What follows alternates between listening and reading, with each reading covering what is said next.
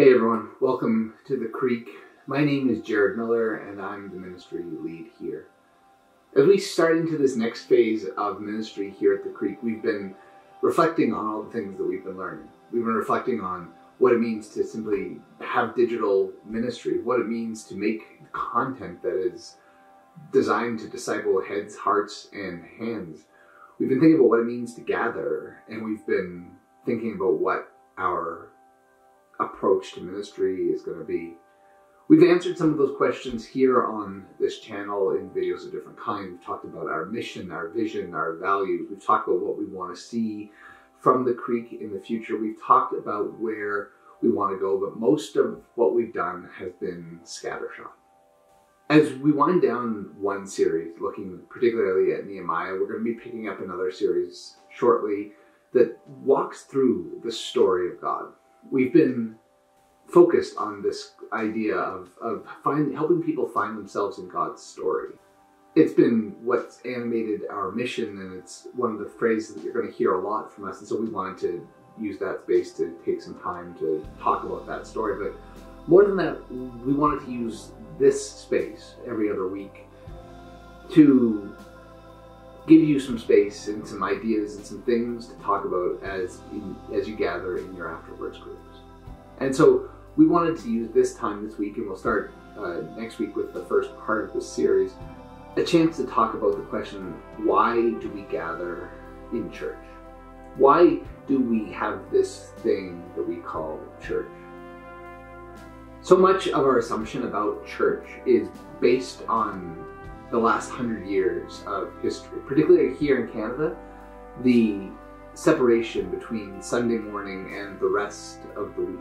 For most of our lifetimes, for most of really even recorded Canadian history, there was a distinction between Sunday morning and the rest of the week. It was codified and enshrined into law in what came to be known as the Lord's Day Act. But basically the day Sunday was set apart. I remember in my own lifetime the hullabaloo that came when Sunday shopping became a thing. Finally, for the first time, Nova Scotia, the province I grew up in, stores were allowed to be open on Sunday. So that means that for the first significant part of my life, I lived in a world where nothing could happen on Sunday except worship. Sure, there were restaurants that were allowed to be open because you needed a place to go and eat after worship. But by and large, retail, shopping, commerce, banks, government, all of it ceased to function on Sunday. One day was set apart from the rest to make this day holy.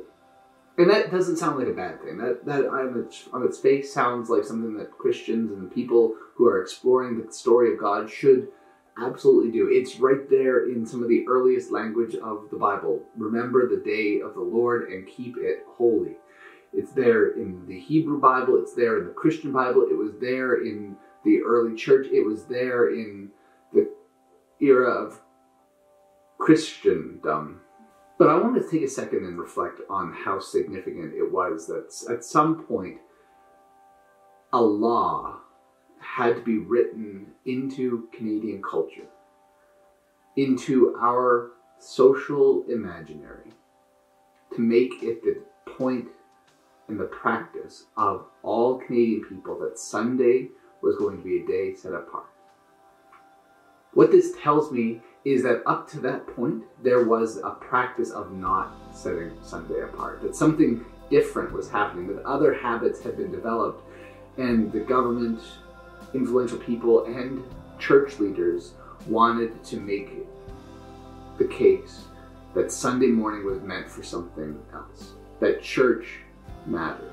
And so they enshrined it into law. They codified the practice of telling you that church mattered. So no one needed to ask the question, why church? Because what else was we going to do on Sunday? What else was there to do? What else could you do? What else could you be? Sunday was simply legislated holiness.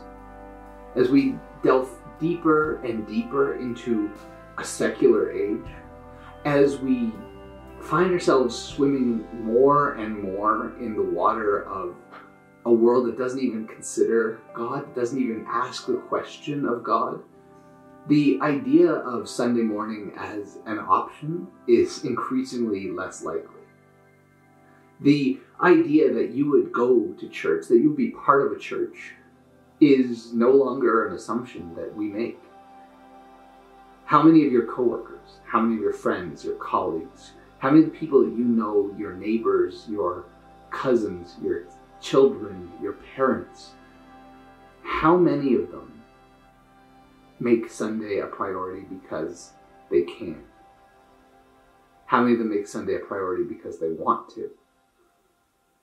How many of them understand why they go to church, why they're part of the church, why they are at church?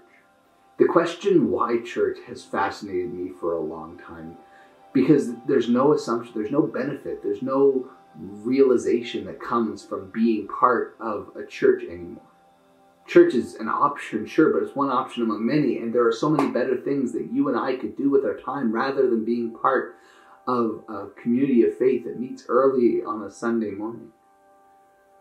So why be part of one at all? Every 2 weeks, this series is going to explore that question, looking at different parts of the calculation that goes into making church an essential, important part of finding yourself in God's story. What is it that brings church into everyday life? What is it that makes church part of the story of God? We hope that you will join us for this series. The first one is going to drop in 2 weeks, and every video will end with some questions for you and your AfterWords gathering to discuss that we hope find fruitful conversation and benefit.